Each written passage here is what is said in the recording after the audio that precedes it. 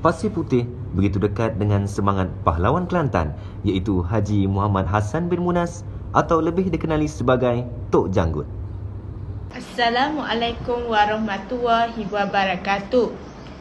Hari ini saya akan membincangkan sebuah buku yang bertajuk Tok Janggut Pahlawan Kelantan yang dituliskan oleh Abdul Latif Talib, iaitu merupakan penulis novel sejarah nombor 1 di Malaysia.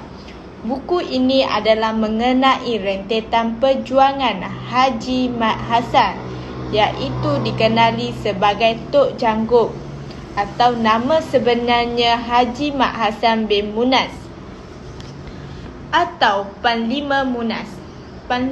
Haji Mat Hassan ini dilahirkan di Kampung Saring di daerah Jerang, Kelantan pada tahun 1850-an.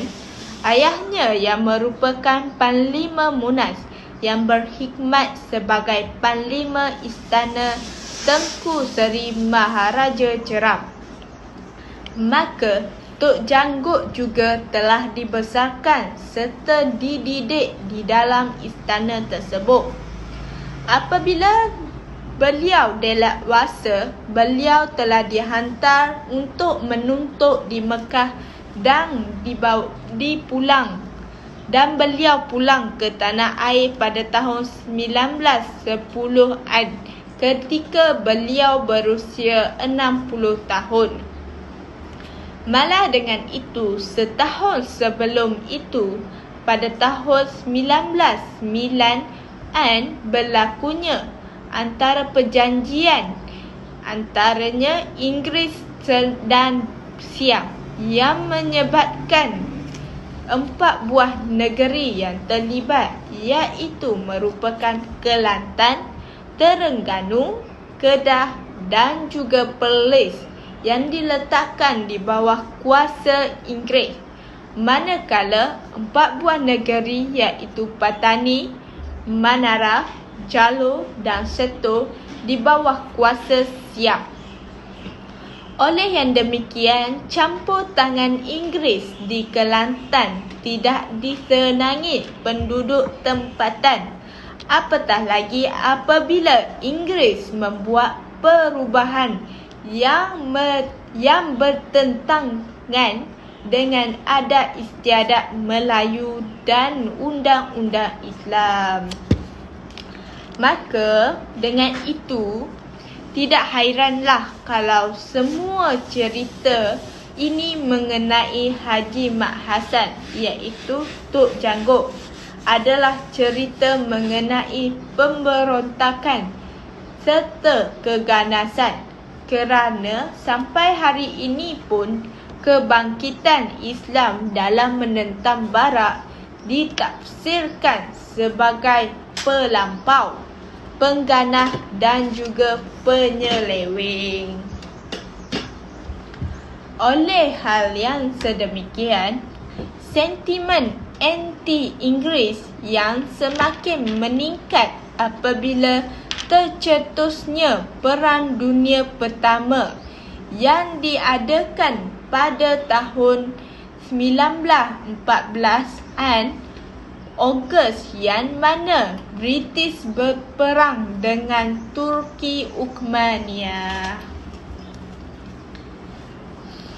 Kerajaan Kelantan berada dalam keadaan tersepit apabila perjanjian Inggeris serta Kelantan pada tahun 1910-an dan dipaksa menyatakan sokongan mereka kepada British dalam peperangan dunia perang pertama itu. Oleh yang demikian, keputusan Kelantan memihak kepada British dan bukan Turki Uthmaniyah dalam Perang Dunia Pertama itu dan mengakibatkan pengecewaan Tok Janggut kerana telah membuat pertentangan dengan fatwa Syekhul Islam serta Khairil Effendi yang telah mewajibkan umat Islam untuk berjihad menentang British dan sekutu-sekutunya.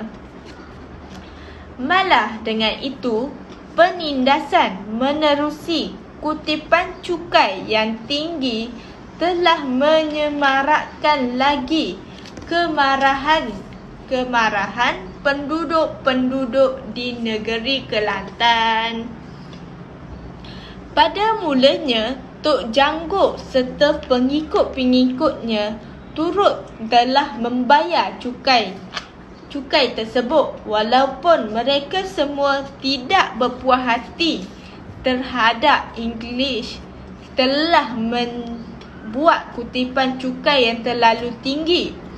Tetapi apabila terpaksa, mereka selama beberapa hari di pejabat tanah kerana tidak ada pegawai untuk mengutip cukai tersebut, akhirnya Tok Jangguk telah memutuskan agar tidak mahu membayar lagi cukai tersebut dan memimpin gerakan untuk menentang Inggeris pada tahun 1915-an. Dengan terbitnya buku ini diharapkan dapat memberi ufuk baru kepada sejarah perjuangan seorang anak watan Serambi Mekah terhadap agama dan watannya.